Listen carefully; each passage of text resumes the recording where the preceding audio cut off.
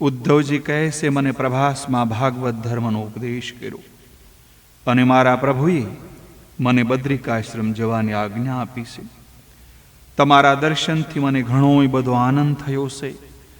વિદુરજી કહે છે, પ્રભુએ તમને ભાગવત ધર્મનો જે ઉપદેશ કર્યો છે તે મને સાંભળવાની ઈચ્છા છે. હું જાતિહીન છું, કર્મહીન છું, પણ વૈષ્ણવોના દયાના સાગર હોય છે. ભગવાનની થોડી કૃપા મારા ઉપર હતી. આપ મારી ઈચ્છા પરિપૂર્ણ કરો. હું અધમ છું, પણ ભગવાને જે ઉપદેશ તમને કર્યો છે તે ઉપદેશ તમારી પાસેથી શ્રવણ કરવાની મને ઈચ્છા છે. આપ કૃપા કરીને તે મને સંભળાવો. ઉદ્ધવજી કહે છે, વિદુરજી, આપ સાધારણ નથી. મનુષ્ય સ્વભાવથી દીન થતો નથી ત્યાં સુધી ભગવાનને ગમતો નથી. જ્યાં નજર જાય ત્યાં શ્રી કૃષ્ણના દર્શનથી ભાવના કરશો તો દૈન્ય ભાવ થશે. વિદુરજી, તમને વધારે શું કહું? મને ઉપદેશ કર્યો ત્યારે મૈત્રીજી ત્યાં બેઠા હતા. ભગવાન સ્વધામ પધાર્યા ત્યારે વસુદેવ દેવકીને નહીં, રૂક્ષ્મણી સત્યભામાને નહીં, પરંતુ તમને 3 વાર પ્રભુએ યાદ કર્યા છે. મારો વિદુર મને મળ્યો નહીં, મારો વિદુર મને યાદ આવે છે. મને કહેતા હતા, મેં એક વખત વિદુરના ઘરની ભાજી ખાધેલી, તેની મીઠાશ હજુ ભૂલાતી નથી.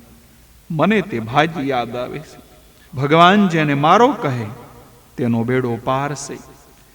સાધારણ વ્યવહારમાં પણ કોઈને જલ્દી કહેતું નથી કે તું મારો છે.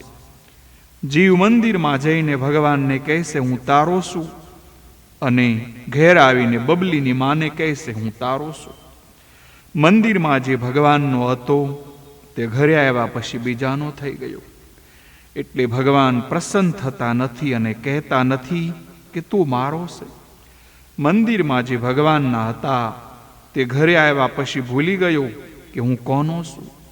ભગવાનને ઘણાય કહેતા હતા કે હું તમારો છું, પણ કોઈ એમ નથી કહેતું કે હું તમારો છું અને બીજા કોઈનો નથી. જગતમાં જ્યાં સુધી મનુષ્ય કોઈ જીવનો છે ત્યાં સુધી તે ભગવાનનો નથી થઈ શકતો. ભગવાન જેને પોતાના માને તે માયાના સંબંધમાંથી છૂટી જાય છે.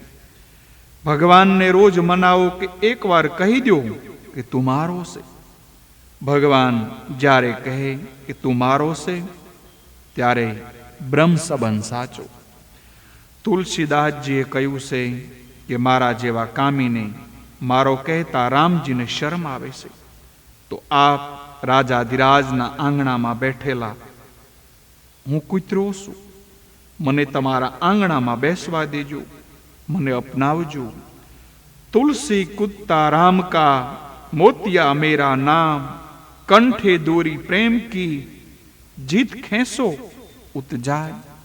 મેં તમારો પટ્ટો ગળામાં રાખ્યો છે. હું પાપી છું પણ તમારો છું. હું કૂતરો છું પણ રામજીનો છું. પરમાત્માએ મને અપનાવ્યો છે. પરમાત્માએ અપનાવ્યા પછી પરમાત્માને ગમે તેવા કાર્યો જ કરો. ભોગમાં સંતોષ માનજો, પણ ભગવાનના ભજનમાં કોઈ દિવસ સંતોષ માનશો નહીં. ભક્તિમાં સંતોષ માને એ પ્રભુના માર્ગમાં આગળ વધી શકતો નથી. ભક્તિ એવી કરો કે ભગવાને તમારું સ્મરણ થાય, ભગવાન તમને યાદ કરે. વિદુરજીને ભગવાને 3 વખત યાદ કરેલા. વિદુરજી પૂછે છે, ઉદ્ધવ, મારા ભગવાને મને યાદ કરેલો? ઉદ્ધવજી કહે છે, વિદુરજી, તમે ભાગ્યશાળી છો. ભગવાન એક વખત નહીં પણ 3 વખત તમને યાદ કરેલા છે. ભગવાને તમારા માટે મૈત્રીજીને ખાસ આજ્ઞા કરી છે. બધાયને મેં આપ્યું છે, પણ વિદુરને કાંઈ આપ્યું નથી. મૈત્રીજીને કહ્યું કે જ્યારે મારો વિદુર તમને મળે ત્યારે આ ભાગવત ધર્મનું જ્ઞાન તેને આપજો. આ વાત સાંભળી વિદુરજીની આંખમાંથી આંસુ આવ્યા. પ્રેમથી વિહવળ બની અને રડી પડ્યા છે. આત્માનમ ચ કુરુક્ષેત્ર કૃષ્ણેન મનક્ષેક્ષિતમ ધ્યાયનમ ગતે ભાગવતે રુરોધ પ્રેમ વિલ. પરમ ભાગવત ઉદ્ધવજીના મુખેથી ભગવાનના પ્રશંસનીય કર્મ અને આ પ્રકારે અંતર્ધ્યાન થયાના સમાચાર સાંભળી તથા ભગવાને પરમધામ જવાના સમયે મને યાદ કરેલો એવું જાણી ઉદ્ધવજીના ચાલ્યા જવાથી વિદુરજી પ્રેમથી વિહવળ થઈને રડવા લાગ્યા છે. ઉદ્ધવજી બદ્રિકાશ્રમમાં પધાર્યા અને વિદુરજી મૈત્રી ઋષિના આશ્રમમાં આવવા હવે નીકળ્યા છે.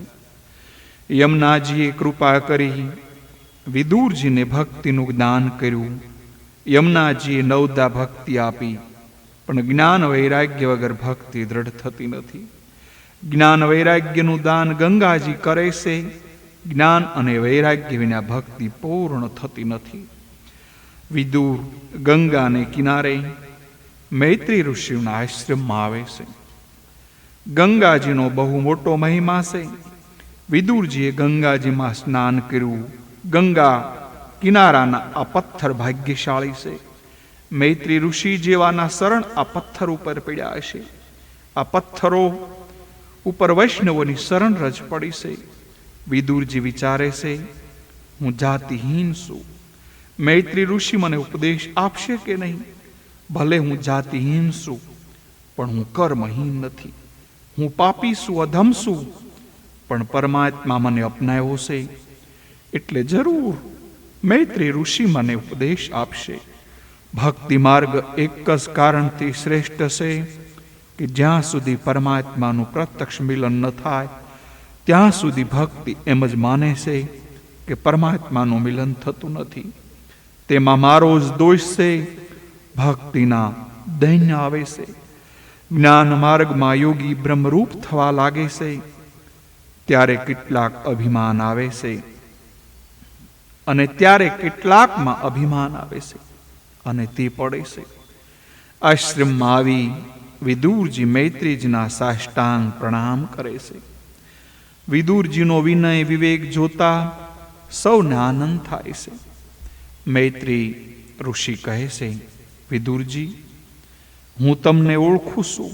તમે કાંઈ સાધારણ મનુષ્ય નથી. તમે યમરાજાના અવતાર છો. માંડવ ઋષિના શ્રાપથી તમારો આ દાસી પુત્ર તરીકે શુદ્રને ત્યાં જન્મ થયો છે. એક વખત કેટલાક ચોરોએ રાજાના ખજાનામાંથી ચોરી કરી તેઓ નાચવા લાગ્યા. રાજાના સેવકોને ચોરીની જાણ થઈ. ચોરોને પકડવા તેઓ ચોરોની પાછળ પડ્યા. રાજાના સૈનિકોની પાછળ આવતા જોઈ પકડવાની બીકે ચોરો ગભરાણા. ચોરોના માલ સાથે નાસવું મુશ્કેલ બન્યું. રસ્તામાં માંડવ ઋષિનો આશ્રમ આવ્યો. ચોરોએ તેમની પાસે સઘળું ધન ઝવેરાત હતું તે માંડવ ઋષિના આશ્રમમાં ફેંકી દીધો અને તેઓ ત્યાંથી નાચી ગયા. પાછળથી રાજાના સૈનિકો આશ્રમમાં આવી પહોંચ્યા. આશ્રમમાં રાજ ખજાનાનું સઘળું ઝવેરાત જોઈ તેઓએ માન્યું કે આ ચોર માંડવ ઋષિ જ કરેલી છે. તેઓએ માંડવ ઋષિને પકડ્યા. સઘળા ઝવેરાત સાથે રાજા સમક્ષ માંડવ ઋષિને ખડા કરવામાં આવ્યા. રાજાએ તેને શૂળી ઉપર ચડાવવાની સજા કરી. માંડવ ઋષિને શૂળી ઉપર ચડાવવામાં આવ્યા. માંડવ ઋષિ શૂળી ઉપર ગાયત્રી મંત્રનો જપ કરે છે. માંડવ ઋષિ મરતા નથી. ઋષિનું દિવ્ય તેજ જોઈને રાજાને લાગ્યું આ કોઈ તપસ્વી મહાત્મા લાગે છે. રાજા ગભરાણા. ઋષિને શૂળી ઉપરથી નીચે ઉતાર્યા. સઘળી હકીકત જાણી રાજાને ખૂબ દુઃખ થયું. મેં નિરઅપરાધ ઋષિને શૂળી ઉપર ચડાવ્યા. રાજા માંડવ ઋષિની માફી માગે છે, મને માફ કરો. માંડવ ઋષિ કહે છે, રાજન, તમે ક્ષમા આપીશ, પણ હું યમરાજાને પૂછવા જાઉં છું કે મને શા માટે આવી સજા કરાવી. મેં કોઈ પાપ કર્યું નથી, મને શા માટે આવી સજા? હું યમરાજાને માફ નહીં કરી શકું. જેણે પાપ કર્યા હોય તેને બીક લાગે છે. પાપીને યમરાજ ક્રૂર દેખાય છે. મને નિષ્પાપને શા માટે સજા? હું યમરાજ ન્યાયાધીશને આજે સજા કરીશ. પોતાના ચારિત્ર્ય ઉપર કેવો એમને દ્રઢ વિશ્વાસ. ભરતખંડનો પવિત્ર બ્રાહ્મણ આજ ન્યાયાધીશનો જવાબ માગવા જાય છે. માંડવ ઋષિ હવે યમરાજાને પૂછવા જાય છે. ઋષિ યમરાજના દરબારમાં આવ્યા. યમરાજને પૂછે છે, મેં બિલકુલ પાપ કર્યું નથી, તો મને શા માટે શૂળીએ સડાયો? શૂળી ઉપર સડવાની સજા મને કયા પાપ અંગે કરવામાં આવી છે? યમરાજા ગભરાય છે. યમરાજાએ વિચાર્યું કે ભૂલ થઈ ગઈ એમ કહીશ તો શ્રાપ આપશે. કહ્યું છે, તમે 3 વર્ષના હતા ત્યારે એક પતંગિયાને કાંટો ભોંકેલો, તે બદલ તમને આ સજા કરવામાં આવેલી છે. પાપ જાણીને કરો કે અજાણતા, પાપની સજા જરૂર ભોગવવી જ પડે છે. ભગવાન પાપ લેતા નથી. પુણ્ય ભોગવવાની ઈચ્છા ન કરો તો ચાલે, પણ પાપ તો ભોગવવું જ પડશે. પુણ્ય કૃષ્ણાર્પણ થઈ શકે છે, પાપ કૃષ્ણાર્પણ થઈ શકતો નથી. પાપ તો ભોગવે છૂટકો, ભોગવ્યા વગર પાપને નાશ થતો નથી. લોકો આજે દુકાનેથી ઘરે જતી વખતે મંદિરમાં જાય છે. ભગવાનને હાથ જોડીને કહે છે કે આખો દિવસમાં મેં જૂઠું બોલ્યો હોય, લોકોને છેતર્યા હોય, જે કાળા ધોળા કર્યા હોય, તે બધું હે નાથ હું તમને અર્પણ કરું છું. કાયેન વાસા મનસેન્દ્ર ઇન્દ્રિયા બુદ્ધ્યાત્મના વા પ્રકૃતિ સ્વભાવા કરોમિ યત્ સકલમ પરસ્મૈ નારાયણેતિ સમર્પયામિ. કાયા વાચા મનથીનો અર્થ એ છે કે કાયા વાચા મનથી જે પુણ્ય કર્યું હોય તે પ્રભુને અર્પણ કરવાનું છે. પુણ્ય સમર્પણ થઈ શકે, પાપ સમર્પણ થઈ શકે નહીં. ભગવાન પાપ લેતા નથી. સામાન્ય સરકાર પણ બક્ષિસ પરત લે. કોઈને સજા કરવામાં આવેલી હોય તે સજા સરકાર પરત લેતી નથી. ભગવાન કહે છે કે ઓ મૂર્ખ છે, મને પાપ અર્પણ કરવા આવ્યો છે.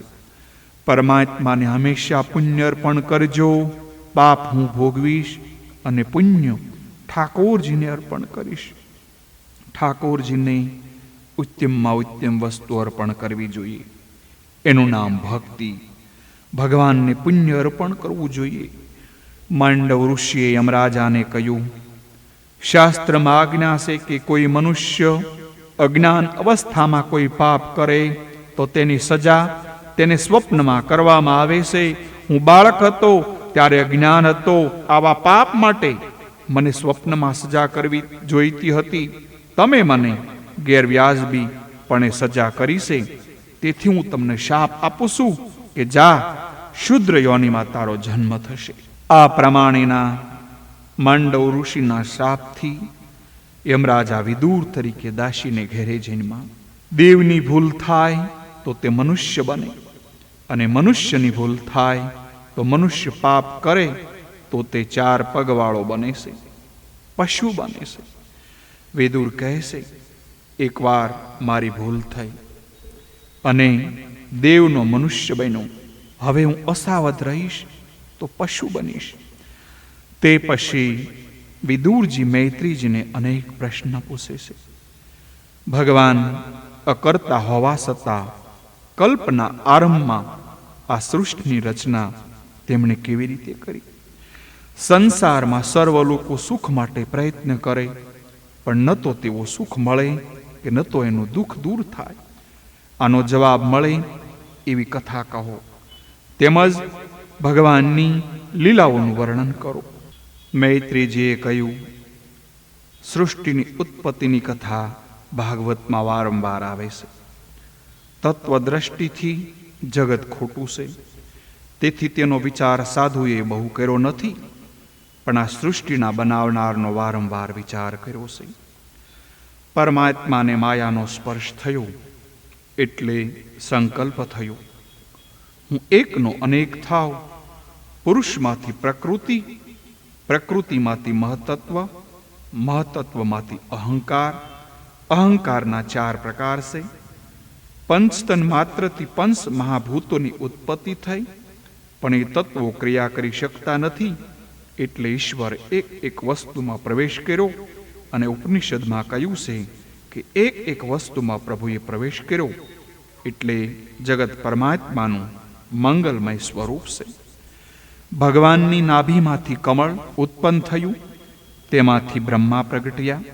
બ્રહ્માજીએ કમળનું મુખ શોધવા પ્રયત્ન કર્યો, ત્યાં ચતુર્ભુજ નારાયણના દર્શન થયા. બ્રહ્માએ સ્તુતિ કરી. સંતતિ અને સંપત્તિ એ ભાગવત કૃપાનું ફળ નથી, તે તો પારબ્ધ ફળ છે. ભગવાન જેના ઉપર કૃપા કરે તેનું મન શુદ્ધ થાય છે. મન શુદ્ધિ વગર ઈશ્વર દર્શન થતા નથી. ઈશ્વર દર્શન વિના જીવન સફળ થતું નથી. જેણે જન્મ આપ્યો તેને ઓળખવાનો પ્રયત્ન કર્યો નથી. મારા જેવા મૂર્ખ કોણ? બ્રહ્માજીને બીક લાગે છે. સંસારમાં આવ્યા પછી ઇન્દ્રિયો અવળે માર્ગે ન જાય. બ્રહ્માજીએ સૃષ્ટિ નિર્માણ કરી, કામને ઉત્પન્ન કર્યું. પ્રથમ પિતાને કામે મોહ ઉત્પન્ન કર્યો છે. પ્રથમ સ્વયંભૂ મનુ અને શત્રુપા રાણી થયા. તે વખતે ધરતી રસાતળમાંથી ડૂબી ગયેલી હતી. બ્રહ્માએ વિચાર્યું કે પ્રજાને નિર્માણ કરીશ, પણ આ પ્રજાને રાખીશ ક્યાં? ત્યાં નાસિકામાંથી વરાહ ભગવાન પ્રગટ થયા. વરાહ ભગવાન પૃથ્વીને બહાર કાઢે છે. રસ્તામાં હિરણાક્ષ મળ્યો, તેને માર્યો અને પૃથ્વીનું રાજ્ય મનુ મહારાજને અર્પણ કરી ભગવાન સ્વધામ પધાર્યા. વિદુરજીએ કહ્યું, આપે બહુ સંક્ષેપમાં કથા સંભળાવી. આ કથાનું રહસ્ય કહો. આ હિરણાક્ષ કોણ હતો? ધરતી રસાતળમાં કેમ ડૂબી ગઈ હતી? વરાહ નારાયણનું ચરિત્ર મને સંભળાવું. મૈત્રી ઋષિ વિદુરજીને અને સુખદેવજી મહારાજ પરીક્ષિતને આ કથા હવે સંભળાવે છે. દિતિ કશ્યપ ઋષિના ધર્મપત્ની છે.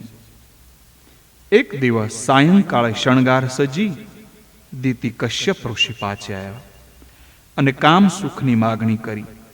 દિતિ કામાતુર બન્યા છે. કશ્યપ કહે છે, દેવી, આ સાયંકાળનો સમય છે. આ સમય યોગ્ય નથી. આ સમયે તમે કામાધીન થાવ એ ઠીક નથી. જાઓ, જઈને દીવો કરો. શાસ્ત્રમાં કહ્યું છે કે સૌભાગ્યવતી સ્ત્રીમાં લક્ષ્મીજીનો અંશ છે. સાયંકાળે લક્ષ્મીનારાયણ ઘરે આવે છે. તે વખતે ઘર બંધ હશે તો લક્ષ્મીજી પણ ત્યાં જય શ્રી કૃષ્ણ કરીને ચાલ્યા જશે. સુધરેલા લોકો ખાસ સાયંકાળે ઘરને તાળું મારી નીકળી પડે છે. ફરવા જવું હોય તો જજો, પણ સૂર્ય અસ્તમાં આવે ત્યારે ઘરે પાછા આવી જજો. સ્ત્રીઓએ સાંજ પડે ત્યારે ઘર બહાર ભટકવા જવું નહીં. સંધ્યા સમયે તુલસીની પૂજા કરજો. તુલસીને ક્યારે દીવો કરજો. ભગવાનની આગળ ધૂપ દીવા કરો. મનુષ્યના હૈયામાં અંધારું છે, ત્યાં પ્રકાશ કરવાનો છે. દશમ સ્કંદમાં કથા આવશે. ગોપીઓ યશોદાજીને ફરિયાદ કરવા જાય છે. કનૈયો અમારું માખણ ખાઈ જાય છે. કનૈયો કહે છે, તમે અંધારામાં માખણ રાખો તો કનૈયો દેખે નહીં. ગોપીઓ કહે, અમે અંધારામાં માખણ રાખ્યું હતું, પણ કનૈયો આવે તો અંજવાળું થાય છે. ઈશ્વર પર પ્રકાશ નથી, તે સ્વયં પ્રકાશ છે. પરમાત્માને દીવાની જરૂર નથી, દીવાની જરૂર મનુષ્યને છે. સાયંકાળે સૂર્ય ચંદ્રનો તેજ દુર્બળ બને છે. સૂર્ય બુદ્ધિના માલિક છે અને ચંદ્ર મનના માલિક છે. મન બુદ્ધિના માલિક દુર્બળ હોય એટલે સાયંકાળે મન બુદ્ધિના બળ ઓછા હોય છે. ત્યારે કામ મન બુદ્ધિમાં પ્રવેશ કરે છે. કામ મનમાં પ્રવેશ કરે છે સાંજે અને પ્રગટે છે રાત્રિ. સંધ્યાકાળે પ્રભુના નામનો જપ કરો તો કામ મનમાં પ્રવેશી શકશે નહીં. કશ્યપ ઋષિ દિતિને સમજાવે છે, માનીની માની જાઓ. ભગવાન શંકર આ સમયે જીવ માત્રને નિહાળવા ભ્રમણ કરે છે. તેથી સાયંકાળે સ્ત્રી સંગ કરવાથી શંકરનું અપમાન થાય, તેથી અનર્થ થાય. શંકર ભગવાન જોશે તો આપણને સજા કરશે. ભસ્માતમ શરીરમ આ શરીર ભસ્મ જેવું છે. તેની ભસ્મ બનાવવાની છે, એટલે કે શિવ ભસ્મ ધારણ કરે છે. જગતને વૈરાગ્યનો બોધ કરે છે. શરીરના લાડ બહુ નહીં કરશો. આ શરીર એક દિવસ શમશાનમાં જવાનું છે. તે હંમેશ યાદ રાખજો, ગ્રહસ્થાશ્રમ વિલાસ માટે નથી, પણ મર્યાદામાં રહી વિવેકથી કામ સુખ ભોગવી કામનો વિનાશ કરવા માટે છે. ગ્રહસ્થાશ્રમ વિલાસ માટે નથી, વૈરાગ્ય માટે છે. નિયમથી કામનો વિનાશ કરવા આ ગ્રહસ્થાશ્રમ છે. કામ એવો દુષ્ટ છે કે એકવાર હૃદયમાં પ્રવેશ કર્યા પછી તે નીકળતો નથી. કામ એક વખત અંદર પ્રવેશી જાય પછી તમારું ડાહ પણ ચાલશે નહીં. માટે જીવન એવું સાદું અને પવિત્ર ગાળો કે કામને મન બુદ્ધિમાં પ્રવેશ કરવાનો અવસર પણ ન મળે. ગોવળની સભા ભરાયેલી. તેઓએ નિર્ણય કર્યો કે સૂર્યનારાયણ સહેજ નહીં, કારણ તે તેમને દેખાતા નથી. ગોવળને ન દેખાય એટલે શું સૂર્ય નથી? ધર્મને ન માનનાર, ઈશ્વરને ન માનનાર ગોવળના મોટા ભાઈ કહેવાય. નીતિ ભેદ બુદ્ધિમાંથી આ હિરણાક્ષ અને હિરણાકશિપુનો જન્મ થયો છે. સર્વમાં મારા નારાયણ રહેલા છે એવો અભેદ ભાવ રાખે તો પાપ નહીં થાય. દિતિએ કશ્યપનું કયું માયનું નહીં. કશ્યપ ઋષિ દિતિના દુરાગ્રહને વશ થયા. દિતિને પોતાની ભૂલ સમજાય. પાછળથી દિતિ પણ પસ્તાણા. દિતિએ કશ્યપની પૂજા કરી, શિવજીની ક્ષમા માંગી. કશ્યપે કહ્યું, તમારા ગર્ભમાંથી 2 રાક્ષસો બહાર આવશે. પતિ પત્ની સંયમ ન રાખે તો તેને ત્યાં પાપી પ્રજા ઉત્પન્ન થાય છે. પવિત્ર દિવસો જેવા કે દરેક પક્ષની બીજ, પાશમ, આઠમ, એકાદશી, સૌદસ, પૂર્ણિમા અને અમાવસ્ય તેમજ પર્વના દિવસોમાં બ્રહ્મચર્ય અવશ્ય પાળો. લોકો કહે છે કે કાળ બગડ્યો છે એટલે પાપી પ્રજા ઉત્પન્ન થઈ છે. કાળ થોડો બગડ્યો છે, પણ કાળજુ વિશેષ બગડ્યું છે. એકાદશી, પૂનમ, પવિત્ર દિવસોનો વિચાર કરતા નથી અને કામાંધ થયા છે. તેથી પાપી પ્રજા ઉત્પન્ન થાય છે. કામને હૃદયમાં પ્રવેશ કરવાનો અવસર ન આપો. એક વખત કામે હૃદયમાં પ્રવેશ કર્યો તે પછી ડાપણ કામ આવતું નથી. દિતિને કામાન થયા પછી ડાપણ કામ આવતું નથી. મનુષ્ય જો કેવળ આ શરીરનો વિચાર કરે તો શરીર શું ભોગવવા તરફ ધિક્કાર છૂટે અને વૈરાગ્ય આવે. આ શરીર કેવું છે? એમાં આડા અવળા હાડક્યા ગોઠવી દીધેલા છે. તેના ઉપર માંસના લોચા અને એના ઉપર સાંભળી મઢી છે. એટલે અંદરનો મસાલો આપણને દેખાતો નથી. બાકી રસ્તામાં હાડક્યાના ટુકડા પડ્યા હોય તો કોઈ એને અડતું નથી, અભડાઈ જવાય. પણ આ દેહમાં રહેલા હાડક્યા સાથે આપણે પ્રેમ કરીએ છીએ. આના જેવી મૂર્ખતા બીજી શી હોઈ શકે? ભાગવતમાં તો એક જગ્યાએ કહ્યું છે, આ શરીર એ શિયાળ કૂતરાનું ભોજન છે. અગ્નિ સંસ્કાર ન થાય તો શિયાળ કૂતરાને ખાય. એવા શરીર ઉપરનો મોહ છોડી દો. મારા પેટે રાક્ષસો અવતરશે જાણી દિતિ ગભરાઈ ગયા. કશ્યપ કહેશે, પરંતુ તેને મારવા હવે સ્વયં નારાયણ ભગવાન પ્રગટશે. દિતિએ કહ્યું, આ તો મારા પુત્રો ભાગ્યશાળી થશે. કશ્યપે આશ્વાસન આપ્યું, તારા પુત્રનો પુત્ર મહાન ભાગવત ભક્ત થશે, મહાન વૈષ્ણવ થશે અને તે પ્રહલાદના નામથી વિશ્વમાં વિખ્યાત થશે. એકલો ઠાકોરજીની સેવા સ્મરણ કરે તે સાધારણ વૈષ્ણવ, પરંતુ જેના સંગથી બીજાને ઈશ્વર સેવા સ્મરણ કરવાની ઈચ્છા થાય એ મહાન વૈષ્ણવ. મહાપ્રભુ વલ્ભાચાર્યજીને ભક્તિએ એકવાર પૂછ્યું કે અમને વૈષ્ણવનું લક્ષણ કહો. મહાપ્રભુજીએ કહ્યું કે ઠાકોરજીની સેવા સ્મરણ કરે તે વૈષ્ણવ. ભક્તોએ કહ્યું, તે તો અમે જાણીએ છીએ, અમને કંઈક બીજું વિશેષ લક્ષણ કહો. મહાપ્રભુજીએ કહ્યું કે જેના સંગમાં આવેલાને ઠાકોરજીની સેવામાં પ્રેમ થાય, જેના સંગમાં આવેલાને કૃષ્ણ ભક્તિનો રંગ લાગે, એ મહાન વૈષ્ણવ.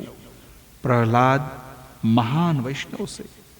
પ્રહલાદના સંગમાં આવેલાને ભક્તિનો રંગ લાગ્યો.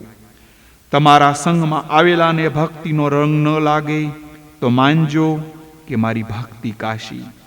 પણ બીજાને સુધારવાની ભાંગજડમાં સાધારણ મનુષ્ય પડવાની જરૂર નથી. તમે તમારા મનને સુધારો તો ઘણું છે. વ્યસન જેવું પાપ નથી. વ્યસન ઉપર જે વિજય મેળવે તે ભક્તિ કરી શકે. આજકાલ ફેશન અને વ્યસન પાછળ સમય અને સંપત્તિનો મહાવ્યય થાય છે. વ્યસનમાં પાગલ થયેલો મનુષ્ય ભગવાનની સેવા કરી શકતો નથી. વૈષ્ણવ તો તે છે કે જેને કોઈ વ્યસન નથી. જેને ભગવાનનું ભજન કરવું છે એને લૌકિક વ્યસન રાખવું કામનું નથી. જેને ઈશ્વરનું આરાધન કરવું છે તે ફેશનમાં કે વ્યસનમાં ફેલાતો નથી. વ્યસન એક જ હોવું જોઈએ, શ્રી કૃષ્ણ ભક્તિનું, વિદ્યાભ્યાસનું અથવા હરિપાદ સેવનનું. તુકારામજી મહારાજને ભક્તિનું એવું વ્યસન હતું. તેઓએ કહ્યું કે મારી આંખની આવી ટેવ પડી છે કે જ્યાં નજર ન જાય ત્યાં તેને મુરલી મનોહરનું સ્વરૂપ દેખાય છે. ભક્તિ વ્યસન રૂપ થાય તો તે ભક્તિ તમને મુક્તિ અપાવશે. ભક્તિ વ્યસન રૂપ બને છે ત્યારે આપણને મુક્તિ મળે છે. રાજ્ય શાસનથી સમાજ સુધરે નહીં. સંત સદભાવથી સમાજને સુધારી શકે. પ્રહલાદના સંગમાં જે આવ્યા તે સર્વને પ્રહલાદે કલ્યાણ કર્યું છે. દીતીનો ગર્ભ રહ્યો. પુત્રો દેવોને દુઃખ આપશે એટલે 100 વર્ષે દીતીએ ગર્ભ ધારણ કરીને રાખ્યો. સૂર્ય ચંદ્રનું તેજ ઘટવા લાગ્યું. દેવો ગભરાયા.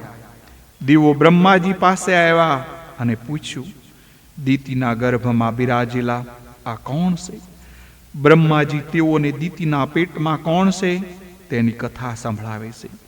એક વખત મારા માનસ પુત્રો સનકાદિક ઋષિઓ ફરતા ફરતા વૈકુંઠ લોકમાં ગયા. અંતઃકરણ સતુષ્ટ શુદ્ધ થાય ત્યારે ઈશ્વરના દર્શન થાય છે. ઈશ્વર દર્શન કરવા જાઓ ત્યારે આ શારેયને શુદ્ધ કરીને જાઓ. અંતઃકરણના 4 પ્રકાર છે. અંતઃકરણ સંકલ્પ વિકલ્પ કરે ત્યારે તેને મન કહે છે. કોઈ વિષયનો નિર્ણય કરે ત્યારે તેને બુદ્ધિ કહે છે. શ્રી કૃષ્ણનું ચિંતન કરે તેને ચિત્ત કહે છે. અને અંતઃકરણના ક્રિયાનું અભિમાન જાગે ત્યારે તેને અહંકાર કહે છે. મન, બુદ્ધિ, ચિત્ત અને અહંકાર આ ચારેયને શુદ્ધ રાખજો. એ ચારેયને શુદ્ધ કર્યા વગર પરમાત્માના દર્શન થતા નથી. આ ચારની શુદ્ધિ બ્રહ્મચર્ય વગર થતી નથી. સનત કુમારો બ્રહ્મચર્યનો અવતાર છે. બ્રહ્મચર્ય ત્યારે સિદ્ધ થાય કે જ્યારે બ્રહ્મનિષ્ઠા સિદ્ધ થાય. સનત કુમારો મહાજ્ઞાની હતા, તેમ છતાં બાળક જેવા બની દૈન્ય ભાવથી રહે છે. સનત કુમારો આદિનારાયણના દર્શન કરવા વૈકુંઠમાં જાય છે. વૈકુંઠમાં કામને અને કાળને પ્રવેશ મળી શકતો નથી. જ્યાં બુદ્ધિ કંઠિત થાય તે વૈકુંઠ. વૈકુંઠના વૃક્ષો દિવ્ય છે, પુષ્પો પણ દિવ્ય છે. 6 ઋતુઓ સખીઓ બનીને સેવા કરે છે. 7 મોટા મોટા કોટ છે, તે કોટ ઓળંગીને જવું પડે છે. દક્ષિણમાં રંગનાથનું મંદિર આ વૈકુંઠના વર્ણનને અનુસરીને બનાવવામાં આવ્યું છે. લૌકિક વૈકુંઠના દર્શન સનત કુમારોને થાય છે. અહીં ભમરાઓ પણ પ્રેમથી ઈશ્વરના ગુણનો વાદ કર્યા કરે છે. પેલા ભ્રમર ગુણ કરે, જાણે મારા શ્રી કૃષ્ણનું દર્શન કીર્તન કરે. વૈકુંઠમાં વિષમતા નથી. પાર્ષદો પણ ભગવાન જેવા અને દાસીઓ લક્ષ્મીજી જેવી. પાર્ષદો પણ શંખ ચક્રધારી ચતુર્ભુજ છે. ઈશ્વર જ્યારે આપે ત્યારે આપવામાં સંકોચ કરતા નથી. ભગવાન આપે છે ત્યારે લેનારો થાકી જાય. મનુષ્ય મેળવીને કેટલું મેળવવાનું હતું. ઈશ્વરના દરબારમાં વિષમતા નથી. તમે પણ ભોજન વગેરેમાં વિષમતા કરશો નહીં. ઘણા શેઠિયાઓના ઘરમાં 3 પ્રકારના ચોખા રહે છે. નોકરને માટે જુદા, સાધુ બાવાઓને આપવા માટેના જુદા અને શેઠ શેઠાણીને માટે જુદા. આવો ભેદ ન રાખો. સર્વને માટે સમાન ભાવે સરખું ભોજન રાખો. આપણી માતાઓ પીરસવામાં બહુ ચતુર હોય છે. પોતાનાને રોટલી પીરસવાની હોય તો જરા વધુ ઘી સોપડે. ભોજનમાં વિષમતા કરવી નહીં. ભોજનમાં વિષમતા કરે તેને સંગ્રહણીનો રોગ થાય છે. વિષમતાથી વેરની ઉત્પત્તિ થાય છે. વિષમતા કદાચ કરવી પડે તો સદભાવથી કરો. વ્યવહારમાં સંપૂર્ણ ક્ષમતા થતી નથી. વૈકુંઠમાં વિષમતા નથી. લક્ષ્મીજી પણ વૈકુંઠમાં પ્રમાદ કરતા નથી. વૈકુંઠમાં લક્ષ્મીજી જાતે સેવા કરે છે. બુહારી જાતે કરે છે. સુખદેવજી કથા કરતા નથી. લક્ષ્મી નારાયણના દર્શન કરે છે. પ્રભુ પ્રતિબિંબને જોતા બિંબને મોહ થાય છે ત્યારે બિંબને જોતા કેટલો આનંદ થાય. વૈષ્ણવો ભાગ્યશાળી છે કે તે બિંબને જોઈ શકે છે.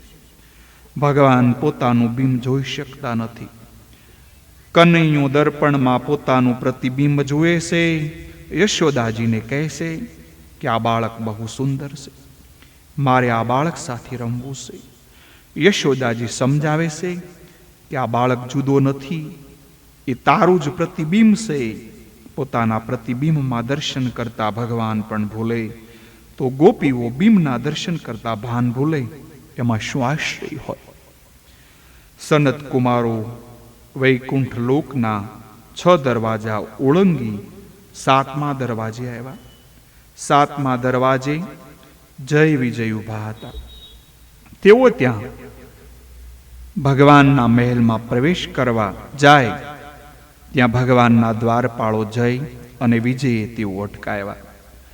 સનત કુમારોએ કહ્યું, લક્ષ્મી માં અને નારાયણ પિતાને મળવા જઈએ છીએ. સનત કુમારો કોપિનધારી હતા. કોપિનનો અર્થ કેવળ લંગોટી નહીં, પણ જીતેન્દ્રી એ જ કોપિન. જીતેન્દ્રી થઈને ભગવાનના દર્શન કરવા જવાનું છે. દ્વારપાળોએ કહ્યું છે, મહારાજ અંદરથી હુકમ આવશે તે પછી અંદર જવા દઈશું. મહારાજ ઊભા રહો. કામાનુજ કામનો નાનો ભાઈ ક્રોધ છે. સનત કુમારોને ક્રોધ આવ્યો. અતિ સાવધ રહે તો કામને મારી શકે, પણ કામના નાના ભાઈ ક્રોધને મારવો ખૂબ કઠણ છે. કામનું મૂળ સંકલ્પ છે. જ્ઞાનીઓ કોઈના શરીરનું ચિંતન કરતા નથી, એટલે તેમને કામ ત્રાસ આપી શકતો નથી.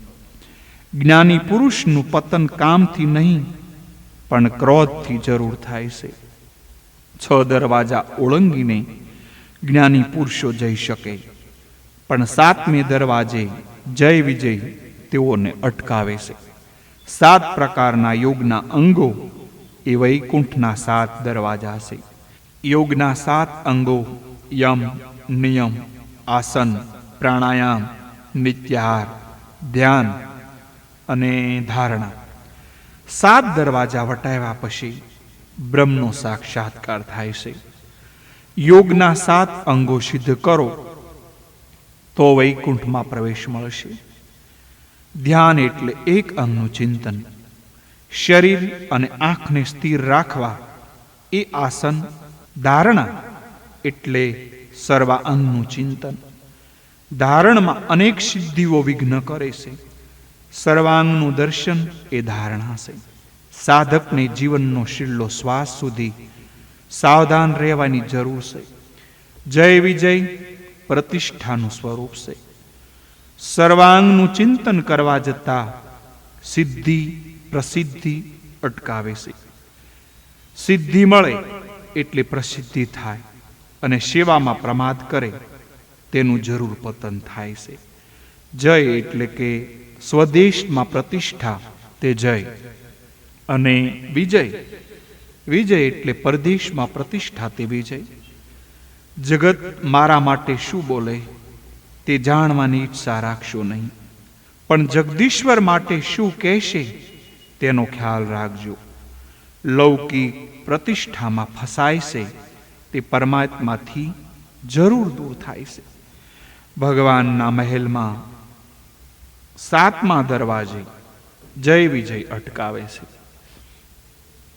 જય વિજય એટલે કીર્તિ અને પ્રતિષ્ઠાનો મોહ. મનુષ્યને કીર્તિનો અને પ્રતિષ્ઠાનો મોહ ક્યારેય સૂકતો નથી. ઘરનું નામ આપે છે અશોક નિવાસ. અશોકભાઈ કેટલા દિવસ તેમાં રહેવાના? ઘરને ઠાકોરજીનું નામ આપો. ઘર પર નામ, અને આ કથામાં બેસવાના આસન ઉપર પણ નામ. આ ઘર અને આસન પરના નામ કેટલા દિવસ રહેવાના? પૈસાનો મોહ છૂટે છે, પરંતુ પ્રતિષ્ઠાનો મોહ છૂટતો નથી. શિલાઓ વખાણ કરે એટલે ગુરુને લાગે કે હું બ્રહ્મ સ્વરૂપ થયો છું.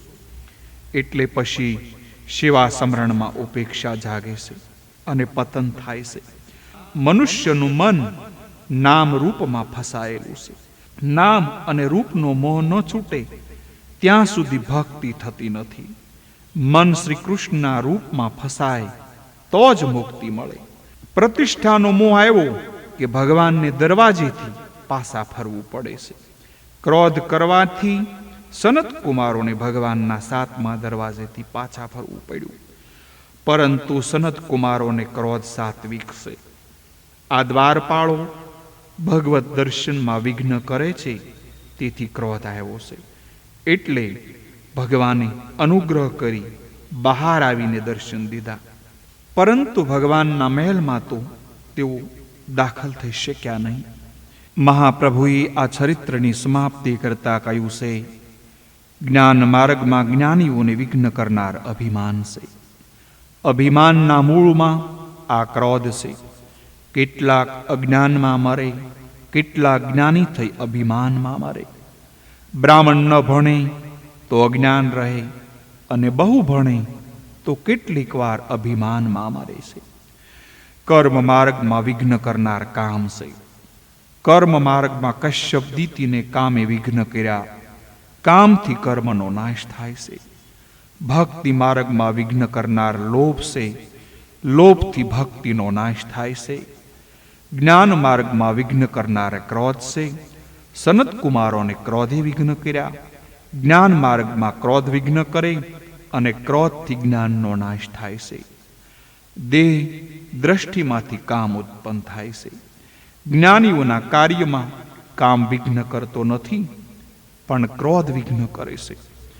આ 3થી પુણ્યનો ક્ષય થાય છે. વિવેકથી કામનો નાશ થાય છે, પણ ક્રોધનો નાશ મુશ્કેલ છે. એકનાથજી મહારાજે ભાવાર્થ રામાયણમાં લખ્યું છે કે કામીને લોભીને તત્કાળ થોડો લાભ થાય, પણ ક્રોધ કરનારને તો કાંઈ લાભ થતો જ નથી. ઉલટું તેના પુણ્યનો ક્ષય થાય છે. વલ્ભાચાર્યજીએ આ ચરિત્રની સમાપ્તિ કરતા કહ્યું છે, ભક્તિ માર્ગમાં લોભ વિઘ્ન કરે. ભગવાનને માટે અગરદાન માટે હલકામાં હલકી ચીજ વસ્તુનો ઉપયોગ કરે છે. બાબાના શૂળ બનાવવા હોય તો 7 અને 17 રૂપિયા વાર કાપડ, અને ઠાકોરજીના વાઘા સીવડાવવા હોય તો શારાના ગજબનું કાપડ શોધે અને લાવે. એક ભાઈ બજારમાં ઠાકોરજીને માટે ફૂલ લેવા ગયા. માળી કહેશે કે આજે ગુલાબના એક ફૂલના 4 આના છે, તો કહેશે કે કરેણનું ફૂલ આપ. મારા ઠાકોરજી તો ભાવના ભૂખ્યા છે, કરેણના ચાલશે. પણ ઘરવાળીએ કહેલું હોય કે આજે મારા માટે સારી વેણી લાવજો, તો ગમે તેટલા રૂપિયા હોય, ગમે તેટલા રૂપિયા ખર્ચીને સારામાં સારી વેણી હોય એ લાવે. સત્યનારાયણની કથામાં બેસવાનું હોય તો ભાઈ રૂપિયા 200નું પિતાંબર પહેરીને બેસે, અને જ્યારે ઠાકોરજીના વસ્ત્ર પરિધાન કરવાનો પ્રસંગ આવે ત્યારે કહેશે, પેલું નાડું લાવેલ તે ક્યાં ગયું? નાડું લાવજો. ભગવાન કહેશે, બેટા હમ સબ જાનતે હૈ, હું તને એક દિવસ લંગોટી પહેરાવીશ.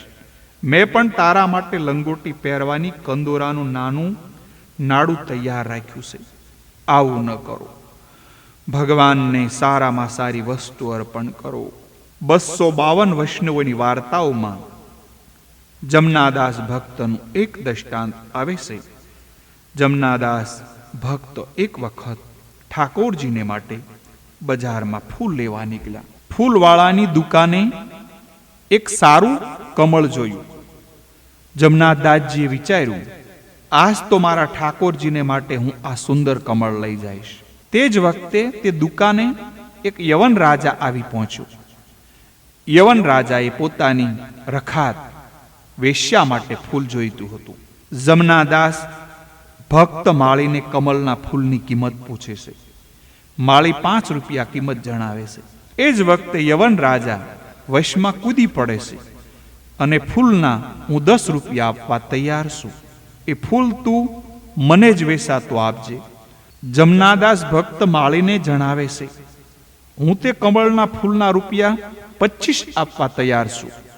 ફૂલ મને જ આપજો. આ પછી બંને વચ્ચે ફૂલ લેવા હરીફાઈ ચાલી. યવન રાજા તે ફૂલની કિંમત રૂપિયા 10,000 બોલે છે. જમનાદાસ ભક્ત કહેશે, મારા 1 લાખ, હું તે ફૂલના 1 લાખ રૂપિયા આપવા તૈયાર છું. યવન રાજાને વેશ્યા તરફ સાચો પ્રેમ ન હતો, તે મોહ હતો. યવન રાજા વિચાર કરે, 1 લાખ રૂપિયા હશે તો બીજી સ્ત્રી મળશે. જ્યારે જમનાદાસજી ભક્તને મનતો તેના ઠાકોરજી સર્વસ્વ હતા. તેનો સાચો શુદ્ધ પ્રેમ હતો. જમનાદાસજી પોતાની સર્વ મિલકત વેચીને 1 લાખ રૂપિયા કિંમત આપી ફૂલ ખરીદી લાવે છે અને શ્રીનાથજીની સેવામાં અર્પણ કરે છે. શ્રીનાથજીના માથા ઉપરથી મુંગટ આજે પણ નીચે પડી જાય છે. ભગવાન તે દ્વારા બતાવે છે કે જે જમનાદાસ ભક્તના કમળનું વજન મારાથી સહન થતું નથી. સનત કુમારોને ક્રોધ આવ્યો એટલે પતન થયું છે. પ્રભુના દ્વારે ગયેલા પાછા આવ્યા છે. મન બુદ્ધિ ઉપર વિશ્વાસ રાખવો નહીં. તે વારંવાર દગો આપે છે. પોતાને નિર્દોષ માનવો, પોતાને નિર્દોષ માનવો એના જેવો કોઈ દોષ નથી. કામ ક્રોધ અંદરના વિકાર છે. આ વિકારો અંદર છે, બહારથી આવતા નથી. સનત કુમારોમાં કામ ક્રોધ બહારથી આવ્યા નથી. આ વિકારોને તક મળતા બહાર આવે છે. તેથી મન ઉપર સત્સંગનો, ભક્તિનો અંકુશ રાખો.